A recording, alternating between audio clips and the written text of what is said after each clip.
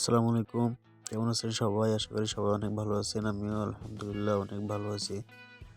আমরা বা আপনারা যারা কক্সবাজার ভ্রমণ করি বা ভ্রমণ পিপাসু আছি, কক্সবাজার গেলে আমরা কলাতলী বিচ এবং সুগন্ধা বিচে ভ্রমণ করি। কিন্তু এর পাশেই এমন একটা জায়গা আছে, তার নাম দরিয়ানগর।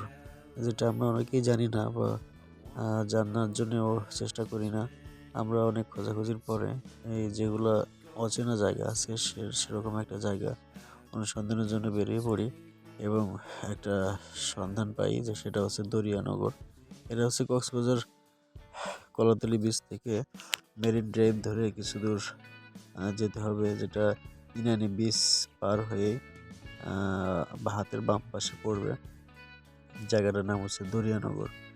যাওয়ার সময় আমরা আশেপাশের কিছু আরো মনোরম দৃশ্য উপভোগ করছিলাম। আমাদের সাথে ড্রোন ছিল, ড্রোনের মাধ্যমে কিছু শট নিয়েছিলাম দূর থেকে এবং উপর থেকে দুইটাই।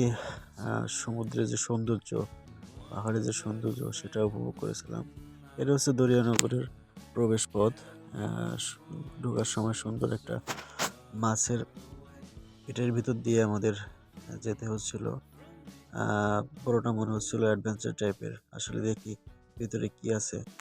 ভিতরে যাওয়ার পরে দেখি অনেকগুলো পিকনিক স্পট আছে। যারা পিকনিক করার জন্য আগ্রহ আছেন বা খুঁজতেছেন, এখানে পিকনিক স্পটটা অনেক সুন্দর। আপনারা আসলে পিকনিক করতে পারেন। আমরা পাহাড়ের উপরে উঠছিলাম, ওঠার পরে দেখলাম যে দরিয়ানগরের যেটা মূল আকর্ষণ, একটা হচ্ছে প্রাকৃতিক গুহা এবং আরেকটা হচ্ছে ঝর্ণা। যেহেতু আমরা প্রাকৃতিক গুহার সন্ধানে আসছিলাম এবং আগে থেকে শুনছিলাম যে এখানে প্রাকৃতিক গুহাটা সুন্দর, তো আগে আমরা প্রাকৃতিক গুহার ভিতরে ঢুকে চেষ্টা করছিলাম এখানে কি আছে, গুহাটা কেমন সেটা দেখার। তো ভিতরে ঢুকছি, যত দূর ঢুকছি দেখি যে অনেক দূর ভিতরে অনেক বড় এরিয়া নিয়ে গুহাটা। অনেক ভ্রমণ পিপাসু যারা আছেন অনেকে আসছিলেন এখানে, সবার সাথে দেখা হয়েছিল, আমাদের পরিচিত অনেকজন ছিলেন। এবং এটা হচ্ছে গুহার শেষ প্রান্ত। আমরা গুহার শেষ প্রান্তে গিয়ে দেখলাম যে উপরে সূর্যের আলো দেখা যায়, চারিপাশে অন্ধকার মাটি।